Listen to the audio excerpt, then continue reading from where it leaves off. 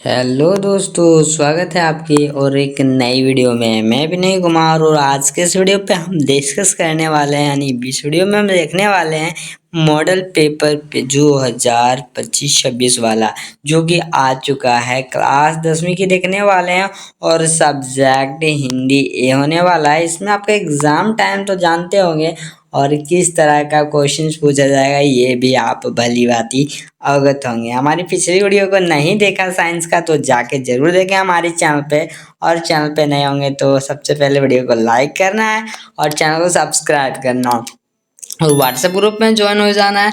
वहाँ पे मैं सारे क्वेश्चंस को भेज देता हूँ आंसर के साथ, ठीक है। तो व्हाट्सएप ग्रुप को ज्वाइन करना नहीं भूलना, ठीक है। चलो देखते हैं शुरू से।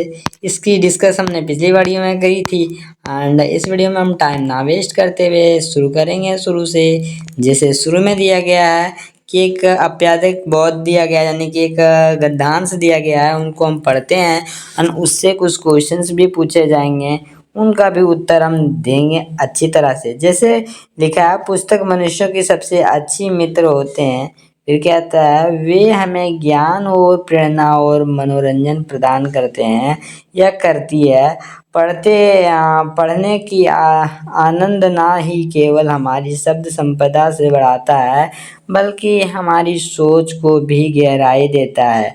आज की डिजिटल युग में लोग मोबाइल और कंप्यूटर्स का अधिक समय बिताने और जिससे कि पढ़ने की आदत धीरे धीरे कम हो रही है। यदि हम प्रतिदिन थोड़ा समय पुस्तकों के साथ बिताएं तो हमारी मानसिक क्षमता जो होती है बढ़ने में मदद करेगी। बात तो सही है, अब मगर आज की दुनिया ऐसा नहीं करती है। जैसे तुम अभी मोबाइल के साथ बैठे होगे, पता है मुझे, और साथ ही साथ कॉपी तक लेकर ना बैठे होगे। जैसे देखता है ना, मूवी देख रहे हो उस तरह हमारी वीडियो को देख रहे होगे। ऐसा कभी नहीं करना है, कॉपी को लेके बैठना है एंड जो भी बातें मैं एक इम्पोर्टेंट बात बताऊंगा उसे नोट डाउन कर लेना है, ठीक है। मैं बहुत ऐसी बात बोल देता हूँ जो मैं स्क्रीन पे नहीं लिखता, ठीक है। तो ध्यान देना तुम। तो सबसे पहले देख लो तुम, मदद करता है और हमारे जीवन की सही निर्णय लेने की क्षमता प्रदान करेगा, ठीक है। अब पढ़ाई से जो है, पढ़ने से हमारी जो कल्पना शक्ति हो है का विकास होता है और साथ ही साथ और नए विचारों को आने की तैयारी रहती है। यानी कि अगर पढ़ते रहते हो किताबें वगैरह तो तुम्हें डेवलप शक्ति ज़्यादा जागृत होता है कि तुम आगे भविष्य में क्या करोगे, ये क्या करोगे, तुम्हें अपने मन में ये चलता रहता है, ठीक है। तो इसी तरह कुछ क्वेश्चंस भी दिए गए हैं, उनको भी हम अभी डिस्कस करने वाले हैं।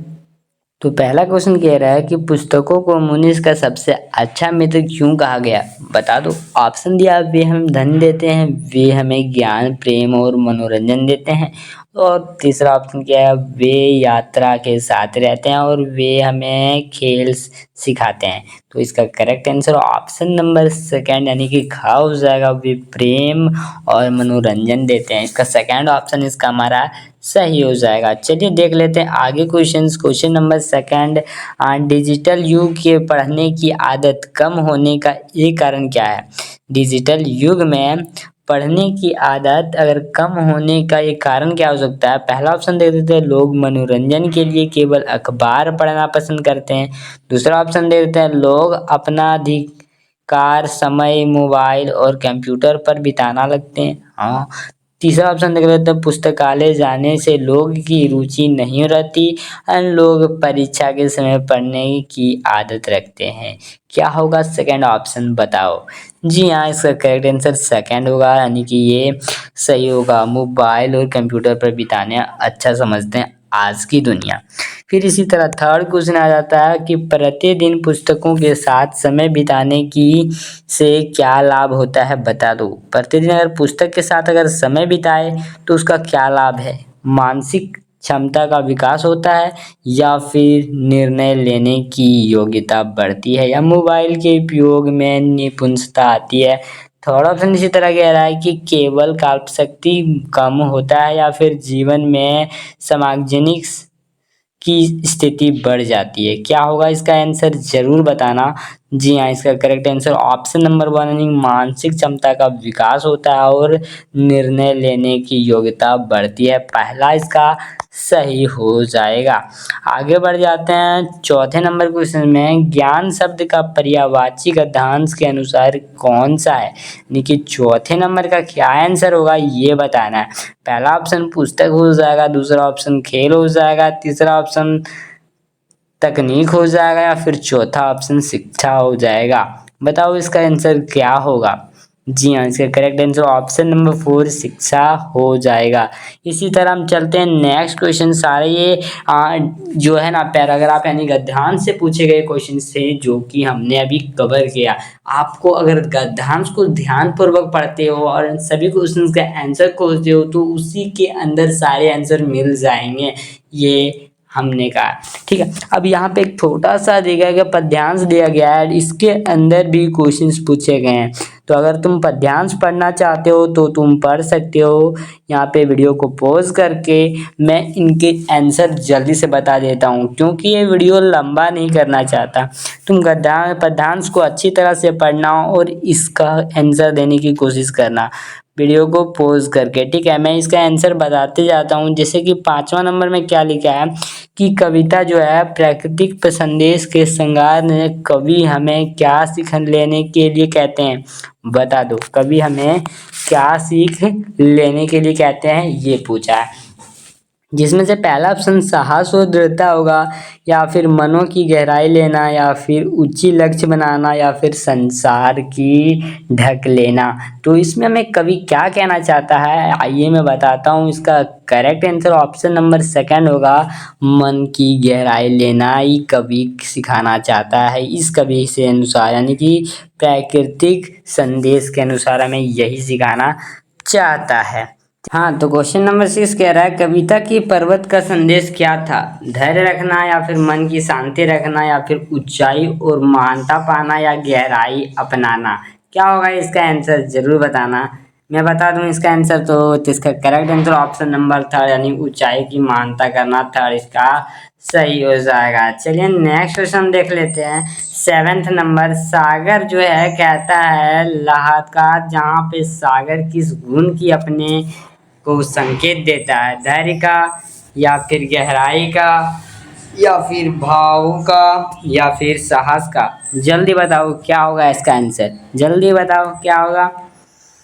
जी हाँ, इसका करेक्ट आंसर ऑप्शन नंबर 2 गहराई हो जाएगा। चलिए नेक्स्ट क्वेश्चन देखते हैं।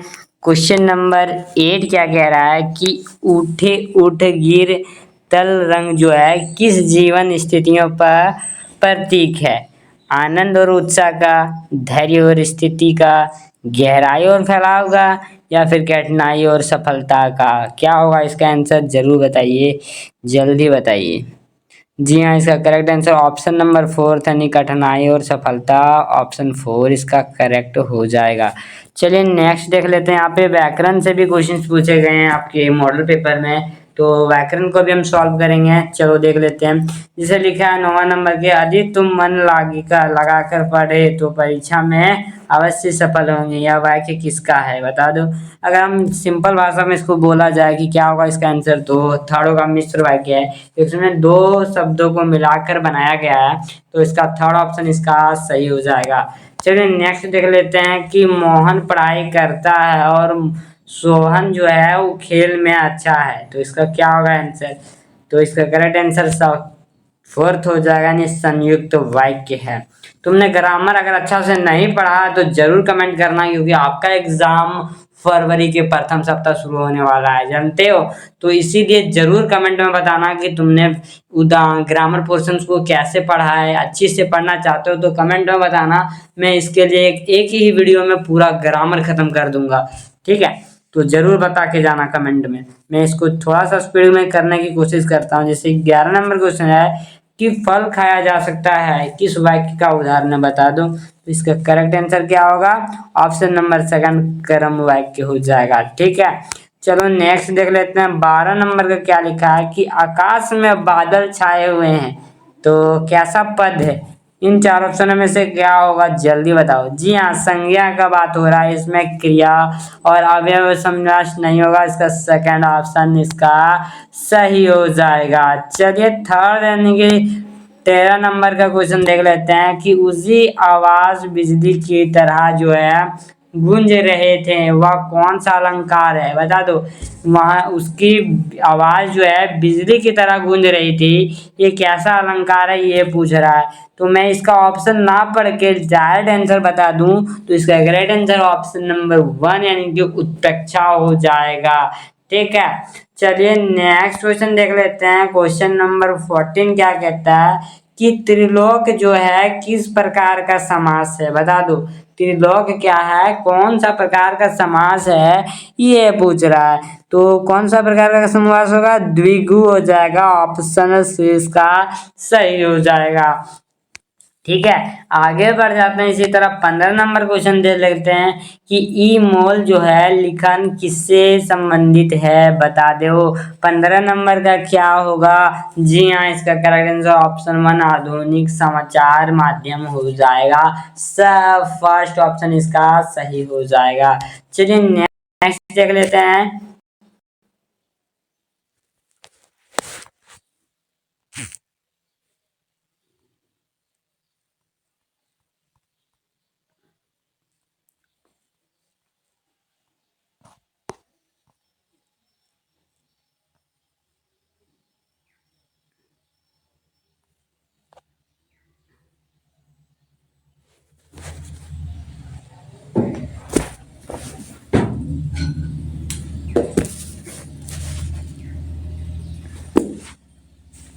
क्वेश्चन नंबर 15 नंबर क्या कह रहा है कि ई मोल लिखन किससे संबंधित है, क्या इसका क्या होगा आंसर जल्दी बताइए 15 नंबर का। जी हाँ इसका करेक्ट आंसर ऑप्शन नंबर 1 यानी आधुनिक समाचार माध्यम हो जाएगा, यानी फर्स्ट इसका सही हो जाएगा।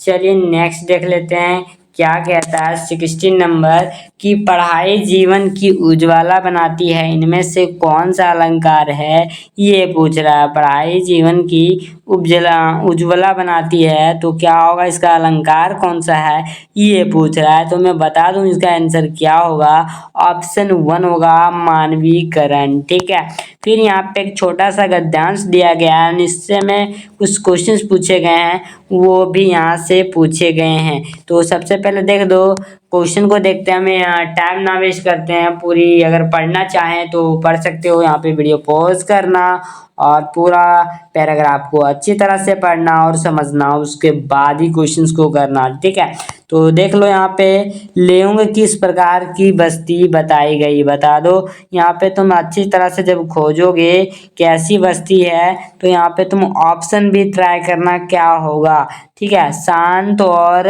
कैसा है, तो यहाँ पे तुम जब पढ़ोगे तो तुम्हें क्या ऑप्शन मिलेगा, शांत और ननही, ऑप्शन सेकंड इसका सही हो जाएगा।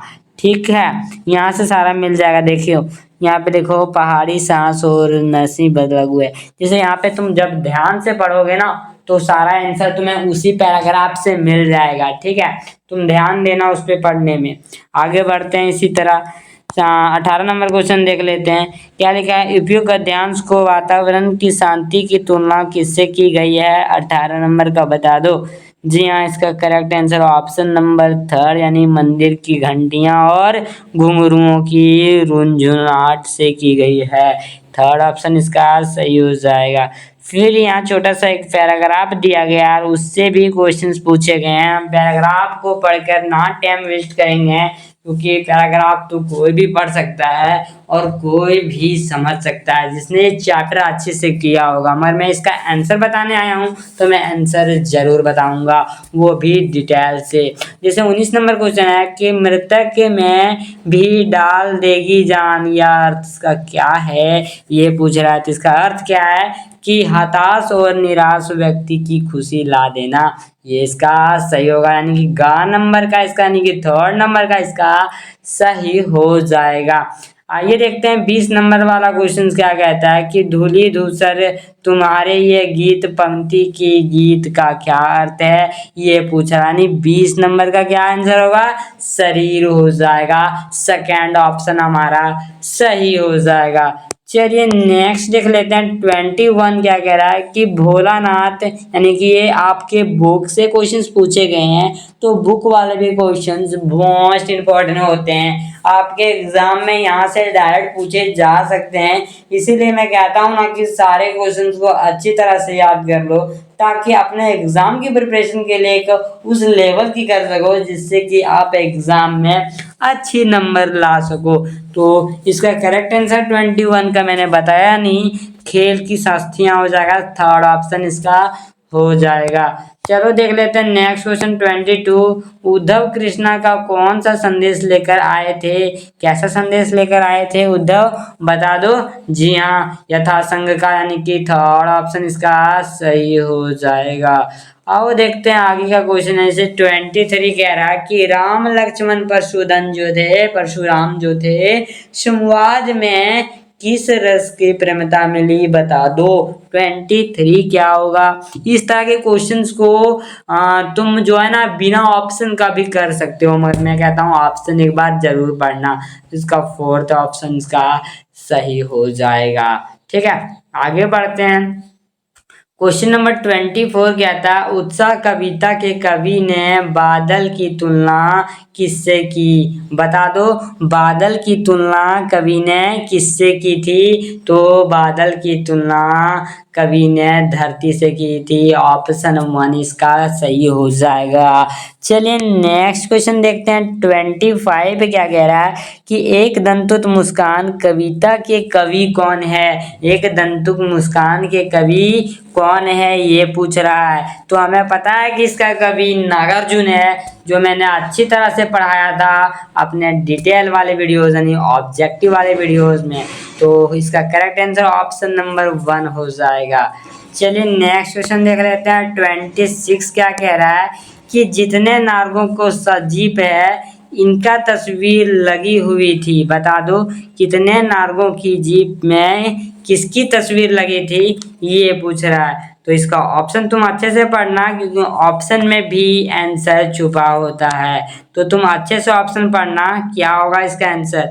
जी हाँ, इसका करेक्ट आंसर ऑप्शन नंबर 2 यानी दुलाई लामा हो जाएगा। सेकंड इसका सही हो जाएगा। चलिए नेक्स्ट क्वेश्चन देखते हैं। क्वेश्चन नंबर 27 क्या कह रहा है कि फसल किसका गुणधर्म है। फसल किसका गुणधर्म है, बता दो। ऑप्शन भी तुम ध्यान से पढ़ना, क्या होगा आंसर जरूर बताओ, जल्दी से बताओ, कमेंट बॉक्स आपके लिए इंतजार कर रहा है। तो पहला इसका क्या होगा, यानी 27 का ऑप्शन नंबर 4 इसका करेक्ट सही होगा, यानी कि मिट्टी का हो जाएगा। ऑप्शन 4 इसका करेक्ट हो जाएगा। आगे बढ़ जाते हैं। इसी तरह 28 नंबर क्वेश्चन क्या कहता है, संगीतकार को क्या अर्थ होता है, यानी संगीतकार का मतलब क्या होता है ये पूछ रहा है। तो इसका करेक्ट आंसर ऑप्शन नंबर 2 मुख्य गायिका के साथ देने वाले गायक, इसी को हम संगीतकार कहते हैं। अगर हमारा ऑब्जेक्टिव वीडियो का वीडियो नहीं देखा तो जरूर देखना, क्योंकि मैं हर एक चैप्टर का अच्छे अच्छे इंपॉर्टेंट क्वेश्चंस कराया हूँ उस वीडियो के अंदर। तो एक बार तुम जरूर देखना अपने एग्जाम से पहले। इसी चैनल पे प्लेलिस्ट बना हुआ है, तो जाके जरूर देखना। ठीक है, आगे बढ़ जाते हैं। इसी तरह 29 नंबर क्वेश्चन क्या कह रहा है कि मुनि भंडारी की जो है हिंदी प्रधानाध्यापक का क्या नाम था। मुनि भंडारी में जो है प्रधानाध्यापिका का क्या नाम था ये पूछ रहा है। तो उसका नाम क्या था, शीला अग्रवाल था। फर्स्ट ऑप्शन इसका सही हो जाएगा। चलिए नेक्स्ट क्वेश्चन देखते हैं। 30 का क्या कह रहा है, हवलदार साहब और चश्मा से क्या समानता थी ये पूछा। हवलदार साहब से और चश्मा वाले से क्या समानता थी, तो दोनों देशभक्ति थे। इसका सेकंड ऑप्शन इसका सही हो जाएगा। तो कैसा लगा ये वीडियो जरूर बताइएगा कमेंट में, और चैनल पे नए होंगे तो जरूर वीडियो को लाइक करके चैनल को सब्सक्राइब कर दीजिएगा, और साथ ही साथ जितना हो सके इस वीडियो को अपने सभी दोस्तों के साथ शेयर कर दीजिएगा। मिलते हैं फिर एक नए वीडियो में किसी और टॉपिक पे किसी और सब्जेक्ट के साथ। तब तक के लिए बने रहें यूट्यूब चैनल अपना स्टडी के साथ। Thanks for watching. Peace.